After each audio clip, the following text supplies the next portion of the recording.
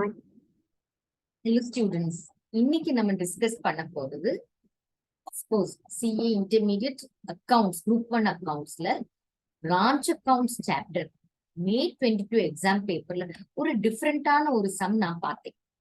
அந்த சம்ம தான் இன்னைக்கு நம்ம டிஸ்கஸ் பண்ண போறோம். So let us get ahead to it. Okay. இப்போ இந்த சம்ல என்ன சொல்ல வராங்க அப்படிங்கறது நம்ம ஃபர்ஸ்ட் பார்க்கலாம். வாக்வே ஃபுட்வேர்ஸ் ஹெட் ஆபீஸ் வந்து நாக்பூர்ல இருக்கு, பிரான்ச் பாட்னால இருக்கு. அவங்க வந்து பிரான்ச்சுக்கு குட்ஸ் எப்படி அனுப்புறாங்க அப்படிங்கிறது தான் கொஞ்சம் கேர்ஃபுல்லா கவனிக்கணும். அவங்க எப்படி அனுப்புறாங்க அப்படின்னு பாத்தீங்கன்னா லிஸ்ட் பிரைஸை விட 20% கம்மியா அனுப்புறாங்க. அந்த லிஸ்ட் பிரைஸை விட 20% கம்மியா அனுப்புறது அவங்கள பொறுத்தவரையில காஸ்ட் பிளஸ் 100%. அவங்க எவ்வளவு ரூபாய்க்கு குட்ஸ் வாங்குறாங்களோ அந்த குட்ஸ அப்படியே டபுள் விலைக்கு அனுப்புறாங்க. ஆனா அது வந்து அவங்க சேல் பண்ண வேண்டிய பிரைஸ் தான் லிஸ்ட் பிரைஸ். பிரான்ச்சோட செல்லிங் பிரைஸை விட 20% கம்மி.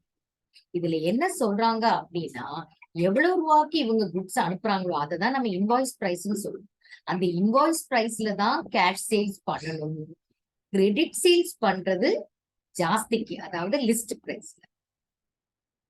ஓகே, சோ இதுதான் ஒரு வித்தியாசமா இருக்கு இந்த சட்டம். கேஷ் சேல்ஸ் வேற பிரைஸ்ல, கிரெடிட் சேல்ஸ் வேற பிரைஸ். சரி, அனுப்புறது எல்லாமே இன்வாய்ஸ் பிரைஸ். அப்ப நமக்கு ஓப்பனிங் ஸ்டாக் இன்வாய்ஸ் பிரைஸ்ல கொடுத்திருக்காங்க. டெட்டாஸோட ஓப்பனிங் பேலன்ஸ் இன்வாய்ஸ் பிரைஸ்ல, goods receive from head office அதுல வந்து அது இன்வாய்ஸ் பிரைஸ்ல கொடுத்துருக்காங்க. சேல்ஸ் செல்லிங் பிரைஸ்ல இருக்கு கண்டிப்பா. கேஷ் ரிசீவ் ஃப்ரம் டெட்டாஸ் இருக்கு, எக்ஸ்பென்சஸ் கொடுத்துருக்காங்க. Closing debtors, closing stock invoice பிரைஸ்ல இருக்கு. அமௌண்ட் ரெமிட்டட் கொடுத்துருக்காங்க. இது ஆக்சுவலா யூஸ்வலா இதை பார்த்த உடனே டக்குன்னு ஐ தாட் டெட்டாஸ் மெத்தட் நினைச்சேன். ஆனா அவங்க ஸ்டாக் அண்ட் டெட்டாஸ் மெத்தட் தான் கேட்டிருக்காங்க. ஸ்டாக் அண்ட் டெட்டாஸ் மெத்தட்ல பிரான்ச்சோட stock account, branch adjustment account கண்டிப்பா வரும். ஏன்னா காஸ்ட்ல அனுப்பல அப்படின்னாலே பிரான்ச் அட்ஜஸ்ட்மெண்ட் அக்கௌண்ட் வரும். அது தவிர பிரான்ச் P&L அக்கௌண்ட் இருக்கு, பிரான்ச் டெட்டாஸ் அக்கௌண்ட் போட சொல்லியிருக்காங்க. சோ இத்தனை லெஜர் இருக்கு. இதுல டெட்டாஸ் லெஜர் போடுறதோ பிரான்ச் P&L போடுறதெல்லாம் ஈஸி. இந்த பிரான்ச் ஸ்டாக் அக்கவுண்ட்ல வந்து கொஞ்சம் கவனிச்சுப்போம். எஸ், நமக்கு பிரான்ச் ஸ்டாக் அக்கவுண்ட் அப்படிங்கிறது ஏறக்குறைய ஒரு ட்ரேடிங் அக்கவுண்ட் மாதிரி. ஆனா ட்ரேடிங் அக்கவுண்ட் மாதிரி இல்ல. எப்படி அப்படின்னு பாத்தீங்கன்னா, இப்ப குட்ஸ் அனுப்புறது காஸ்ட் பிரைஸ்ல அப்படின்னா நமக்கு ட்ரேடிங் அக்கவுண்ட் மாதிரி. ஏன்னா opening stock, opening balance of stock இருக்கும், குட்ஸ் அனுப்புறது இருக்கும், சேல்ஸ் இருக்கும், க்ளோசிங் ஸ்டாக் இருக்கும். அப்ப அதுல வர்ற பேலன்சிங் ஃபிகர் கிராஸ் ப்ராஃபிட் தான், அதாவது பிரான்ச்சோட கிராஸ் ப்ராஃபிட். இது வந்து எப்ப ஆப்ளிகபிள் அப்படின்னா குட்ஸ் அனுப்புறது காஸ்ட் பிரைஸ்ல.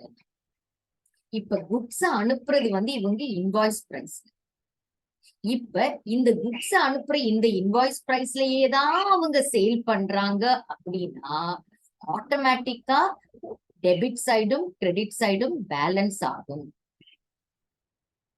அப்ப நமக்கு பிரான்ச்சோட கிராஸ் ப்ராஃபிட் பிரான்ச் அட்ஜஸ்ட்மெண்ட் அக்கவுண்ட்ல இருக்குதான் கிடைக்கும். இப்ப எல்லாமே இன்வாய்ஸ் பிரைஸ்ல இருந்தால் நமக்கு வந்து டெபிட் சைடு, அதாவது opening balance, goods sent to branch, credit சைட்ல இருக்கிற சேல்ஸ், க்ளோசிங் ஸ்டாக், இது ரெண்டுமே இதோட டோட்டல் சம் வந்து டேலி ஆகணும். ஒருவேளை டேலி ஆகலன்னா, ஏன்னா எல்லாமே இன்வாய்ஸ் பிரைஸ்ல இருக்கு, இன்வாய்ஸ் பிரைஸ்ல தான் அவங்க விற்கவும் செய்யறாங்க. அப்படிங்கும் போது ஆட்டோமேட்டிக்கா டேலி ஆகணும். ஒருவேளை டேலி ஆகலேன்னா, அதாவது கிரெடிட் சைட் டோட்டல் ஜாஸ்தியா இருந்தாலோ இல்ல டெபிட் சைட் டோட்டல் ஜாஸ்தியா இருந்தாலோ அதோட மீனிங் என்ன? கிரெடிட் சைட் டோட்டல் ஜாஸ்தியா இருந்து டெபிட் சைட்ல பேலன்சிங் ஃபிகர் வருது அப்படின்னா இங்க ஒரு விஷயம் ஞாபகம் வச்சுக்கணும். Opening stock, goods sent to branch, closing stock, இது எல்லாமே இன்வாய்ஸ் பிரைஸ் ஆர் செல்லிங் பிரைஸ்ல இருக்கு. சேல்ஸும் செல்லிங் பிரைஸ்ல இருக்கு. அப்ப டெபிட் சைட்ல வந்து நமக்கு பேலன்சிங் ஃபிகர் வந்தா ஏதோ சில goods selling price regular invoice பிரைஸை விட ஜாஸ்திக்கு வித்திருக்கும்னு அர்த்தம். ரிமெம்பர், டெபிட் சைட்ல பேலன்சிங் ஃபிகர் வந்துச்சுன்னா சேல் ஆஃப் குட்ஸ், அதாவது goods sold in excess of invoice பிரைஸ்னா. அதே சமயம் கிரெடிட் சைட்ல பேலன்சிங் ஃபிகர் வருது அப்படின்னா குட்ஸ் நம்ம க்ளோசிங் ஸ்டாக் கவுண்ட் பண்ண போது ஏதோ அதுல ஸ்டாக் காணாம போயிருக்கு, குட்ஸ் லாஸ் ஆயிருக்கு. எஸ், குட்ஸ் லாஸ் ஆயிருக்குன்னு அர்த்தம். சோ அதுக்கு சம்ல ஏதாவது ஸ்பெசிபிக்கா மென்ஷன் பண்ணாத வரைக்கும் நம்ம அதை நார்மல் லாஸா எடுத்துக்கலாம். எஸ், ஒன்ஸ் அகெயின் எல்லாமே இன்வாய்ஸ் பிரைஸ்ல இருக்கும்போது டெபிட் சைட் டோட்டலும் credit side total should be the same. அதுல ஒருவேளை சேமா இல்லாம பேலன்சிங் ஃபிகர் டெபிட் சைட்ல வந்தா good sold in excess of selling price invoice பிரைஸ்னு அர்த்தம். கிரெடிட் சைட்ல பேலன்சிங் ஃபிகர் வந்தா குட் ஸ்டாக் லாஸ்ன்னு அர்த்தம். இந்த சம்ல பொறுத்த வரைக்கும் ஓப்பனிங் ஸ்டாக் இன்வாய்ஸ் பிரைஸ் இருக்கு, goods sent to head branch office invoice பிரைஸ்ல இருக்கு, க்ளோசிங் ஸ்டாக் இன்வாய்ஸ் பிரைஸ்ல இருக்கு. இதுல சேல்ஸ் பொறுத்த வரையில சேல்ஸ்ல கேஷ் சேல்ஸ், அதாவது இந்த 46,000 இன்வாய்ஸ் பிரைஸ்.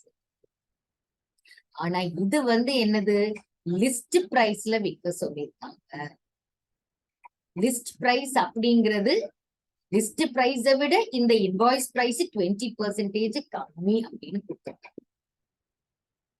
அப்ப அங்கேயே ஒரு டிஃபரன்ஸ் இருக்கு. அந்த டிஃபரன்ஸ் என்னங்கிறது பாத்தீங்கன்னா நம்ம இங்க list price, yes list price அப்படிங்கிறது இன்வாய்ஸ் பிரைஸ் லிஸ்ட் பிரைஸை விட, எஸ் இதுதான் இன்வாய்ஸ் பிரைஸ்.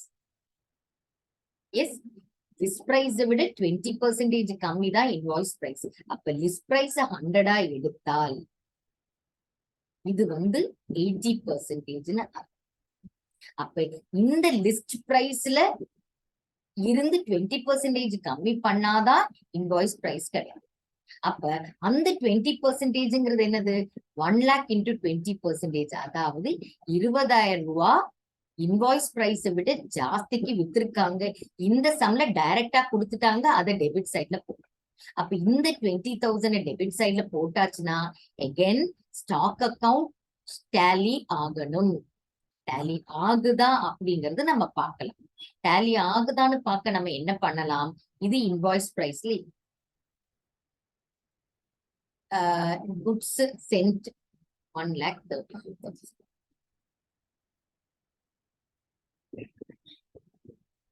இந்த 20,000 டெபிட் சைட்ல இருக்கு.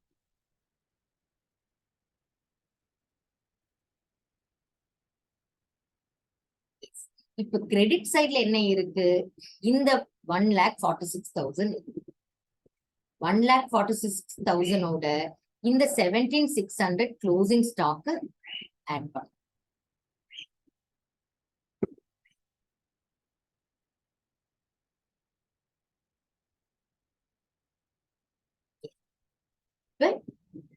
நம்ம எல்லா அட்ஜஸ்ட்மெண்ட் பண்ணியும் கிரெடிட் டெபிட் சைட் டோட்டல் ஜாஸ்தியா இருக்கு, கிரெடிட் சைட் டோட்டல் கம்மியா இருக்கு. எவ்வளவு, 400 rupees கம்மியா இருக்கு.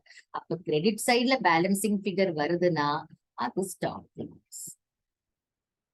ஓகே, நம்ம அதை பார்க்கலாம்.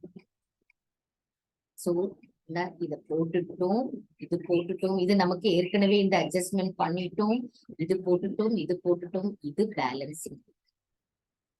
இப்ப அட்ஜஸ்ட்மெண்ட் அக்கௌண்ட் நமக்கு தெரியும், ஓப்பனிங் பேலன்ஸுக்கும் குட்ஸ் இன்டு பிரான்ச் அக்கௌண்ட்டுக்கும் நம்ம கிரெடிட் சைட்ல போடணும்.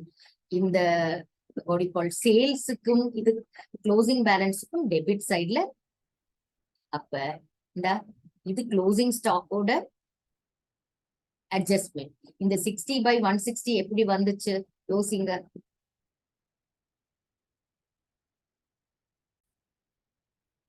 இந்த 60/160 எப்படி வந்துச்சுன்னு பார்க்கலாம். நம்ம இங்க கொஸ்டின் ரீட் பண்ணும்போது ஒரு சின்ன தப்பு பண்ணும்.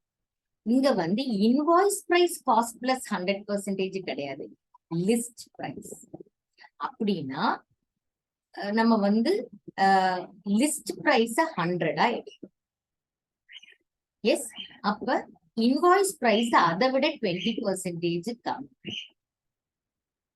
காஸ்ட் பிரைஸ் பாத்தீங்கன்னா காஸ்ட் பிரைஸ்ல 100% கூட லிஸ்ட் பிரைஸ். அப்படின்னா இதுல பாதி.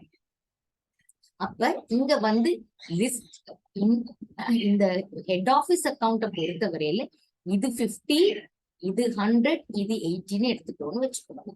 இந்த 50ல 30 சேர்த்து 80 rupeesக்கு அனுப்புறாங்க. அப்படின்னா எவ்வளவு percentage? 30 rupees by 50 rupees into 100 போடுங்க. 30 by 50 அப்படின்னா இது வந்து 60% இல்லையா? 30 by 50ன்னு போட்டு பாருங்க. 30 by 50% போட்டால் காஸ்ட்ல 60% ஆட் பண்ணி இன்வாய்ஸ் பிரைஸ். புரியுதா? அந்த பேசிஸ்ல தான் இவங்க போட்டிருக்காங்க. அப்ப நம்ம இன்வாய்ஸ் பிரைஸ்ல இருந்து ரிமூவ் பண்ணும்போது 60 by 160. அகைன் ஷார்டேஜ் ஆன ஸ்டாக்லயும் நமக்கு வந்து அதோட லோடிங்க ரிமூவ் பண்ணும். அதுக்கு அடுத்தது என்ன பண்றோம்? இந்த ஓகே, இது என்னது? ஓப்பனிங் ஸ்டாக் போடுது. இது குட் சென்ட் டு பிரான்ச். இது தவிர இது எக்ஸஸா வித்தது. இது ப்ராஃபிட் தானே? இது ஃபுல் அண்ட் ஃபுல் ப்ராஃபிட் தானே? எஸ். அப்ப இங்க பேலன்சிங் ஃபிகரா நமக்கு கிராஸ் ப்ராஃபிட் கிடைக்குது. இந்த கிராஸ் ப்ராஃபிட்டை இங்க கொண்டு போயிட்டு பிரான்ச் எக்ஸ்பென்சஸ், இந்த ஷார்டேஜ் ஆன ஸ்டாக்கோட அதுக்குள்ள இருக்கிற ப்ராஃபிட் எலிமெண்ட் இங்கேயும் அதோட காஸ்ட் இங்கேயும் போட்டிருக்கோம். ஏன்னா காஸ்டும் நமக்கு நஷ்டம் தானே, அத போட்டா நமக்கு நெட் ப்ராஃபிட் கிடைக்குது. Yes. So branch debtors account பொறுத்தவரையில ஓப்பனிங் கொடுத்திருக்காங்க, குட்ஸ் இது கொடுத்திருக்காங்க, பை பேங்க் கொடுத்திருக்காங்கன்னு நினைக்கிறேன். Let us check. Opening balance of debtors இருக்கு, க்ளோசிங் பேலன்ஸ் ஆஃப் டெட்டாஸ் இருக்கு, cash receipt from debtors. Yes. அப்படின்னு சொல்லும் போது நம்ம வந்து பேலன்சிங் இது ஆக்சுவலா இது எல்லாமே கொடுத்துருக்காங்க. ஓப்பனிங் பேலன்ஸ் இருக்கு, இது கிரெடிட் சேல் இருக்கு, இது எல்லாமே இருக்கு. ஸோ ஜஸ்ட் டெட்டாஸ் அக்கௌண்ட், ஏன்னா க்ளோசிங் பேலன்ஸும் கொடுத்துருக்காங்க. ஸோ எல்லாமே ஆட்டோமேட்டிக்கா tally. So it is a very simple sum except for this ரெண்டு விஷயம். ஒரு விஷயம் என்னன்னா அதுல லோடிங் எப்படி கண்டுபிடிக்கிறது அப்படிங்கறதுல ஒரு சின்ன ட்விஸ்ட். இந்த இது கண்டுபிடிக்கிறதுல இத முதல்ல போட்டு இது பேலன்சிங் ஃபிகரா கண்டுபிடிக்கணும். இங்க ஒரு சின்ன ட்விஸ்ட் கொடுத்துருக்காங்க. ஸோ இது எக்ஸாம் ஹால்ல டக்குன்னு யோசிச்சு டக்குன்னு சம் செய்யணும். இந்த சம்க்கு எத்தனை மார்க்னு பார்க்கலாமா? இந்த சம் வந்து 10 மார்க் சம். அப்ப ஒரு 15 மினிட்ஸுக்குள்ள உங்களால செய்யணும். ஓகே. சோ நம்ம சேனலை சப்ஸ்கிரைப் பண்ணுங்க, வீடியோ லைக் பண்ணுங்க. திரும்ப என்ன சம்ஸ் உங்களுக்கு டவுட் இருக்குங்கிறது காமெண்ட் காலத்துல போட்டீங்கன்னா திரும்ப ஒரு சம் உங்களுக்காக நான் ஒர்க் அவுட் பண்ணுறேன். தேங்க்யூ.